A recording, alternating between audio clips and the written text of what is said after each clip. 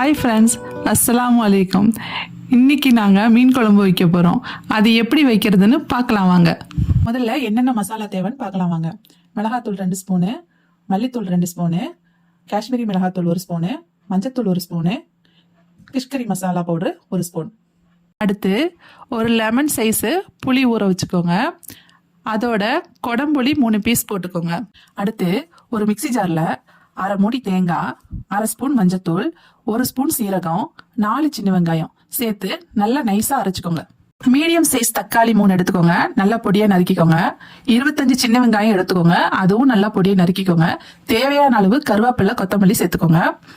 தாளிப்புக்கு 1 ஸ்பூன் சீரகம், அரை ஸ்பூன் வெந்தயம் சேர்த்துக்கோங்க. மீனை நல்லா சுத்தமா கழுவிட்டு 1 ஸ்பூன் மிளகாத்தூள், அரை ஸ்பூன் மஞ்சத்தூள், 1 ஸ்பூன் உப்பு சேர்த்து நல்லா பெரட்டி எடுத்து வச்சுக்கோங்க. ஒரு 1/2 hour ஊறட்டும் அது. அடுத்து அடுப்புல ஒரு சட்டியை வச்சுக்கோங்க. தேவையான அளவு எண்ணெய் ஊற்றிக்கோங்க. நான் தேங்காய் எண்ணெய் தான் யூஸ் பண்ணுவேன். உங்களுக்கு என்ன எண்ணெய் இஷ்டமோ அதை நீங்கள் யூஸ் பண்ணிக்கலாம். எண்ணெய் நல்லா சூடானதும் 1 ஸ்பூன் சீரகம், 1 ஸ்பூன் வெந்தயம் சேர்த்துக்கோங்க.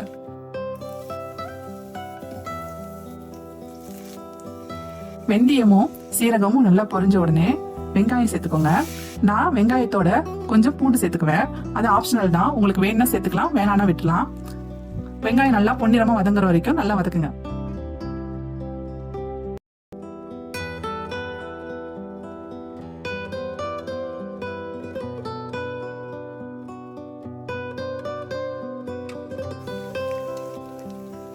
இப்போ வெங்காயம் நல்லா வதங்கிருச்சு. இப்போ நம்ம தக்காளி சேர்த்துக்கலாம்.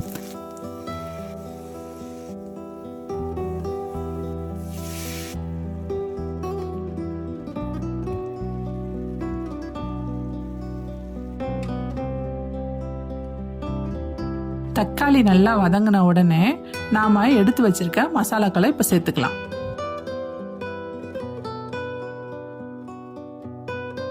மசாலா நல்லா வதங்கின உடனே கொடம்புளி போட்டுக்கோங்க. அதுக்கப்புறம் நம்ம லெமன் சைஸ்ல புளி ஊற வச்சிருந்தோம் இல்லையா, அதை நல்லா கரைச்சு அதையும் அதில் சேர்த்துக்கோங்க.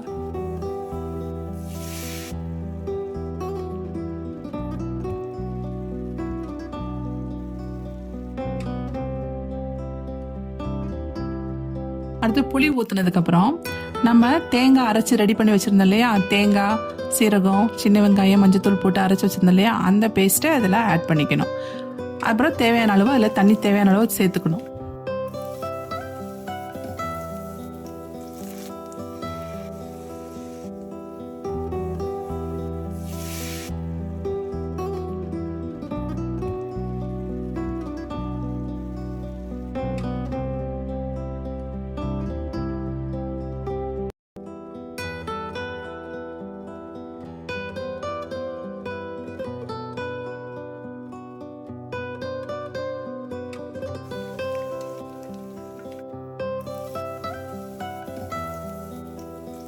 அடுத்து தேவையான அளவு தண்ணி சேர்த்துக்கிட்டு நான் 2 ஸ்பூன் உப்பு சேர்த்துக்கிட்டேன்.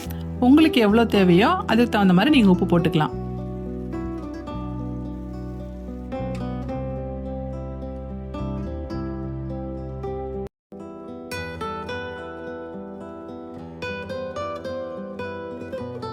உப்பு சேர்த்ததுக்கு அப்புறம் தட்டு போட்டு மூடி குழம்பு ஒரு 15 நிமிஷம் கொதிக்க விடலாம்.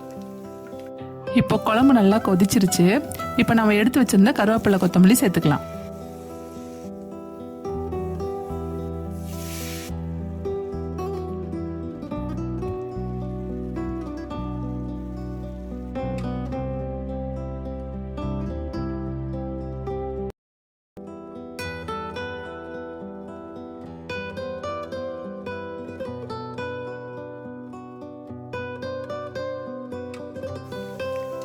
இப்போ நல்லா குழம்பு நம்ம கிளறி விட்டுட்டு நாம எடுத்து வச்சிருக்க ஃபிஷ்ஷை ஒன்று ஒன்றா ஆட் பண்ணிக்கலாம். இதில்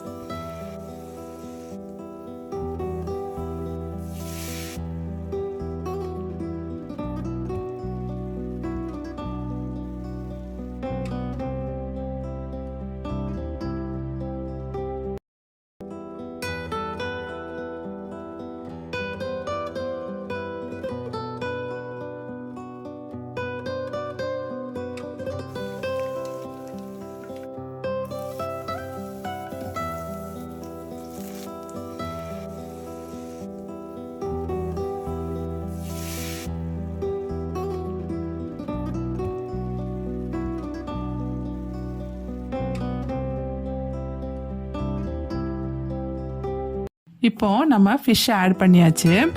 இப்போ மீடியம் ஃப்ளேமில் தட்டு போட்டு மூடி ஒரு 10 நிமிஷம் ஃபிஷ்ஷை நல்லா வேக விட்டுக்கலாம்.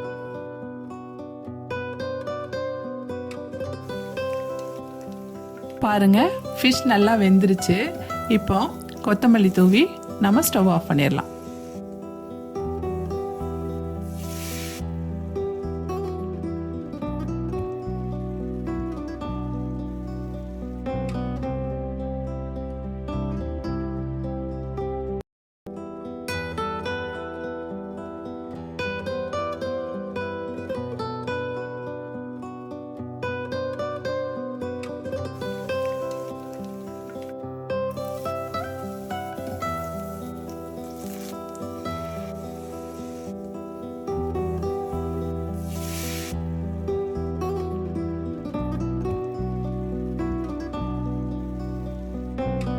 இந்த ரெசிபியை நீங்களும் வீட்டில் ட்ரை பண்ணி பாருங்க. உங்களுக்கு பிடிச்சிருந்தா கமெண்ட் பண்ணுங்க, சப்ஸ்கிரைப் பண்ணி சப்போர்ட் பண்ணுங்க.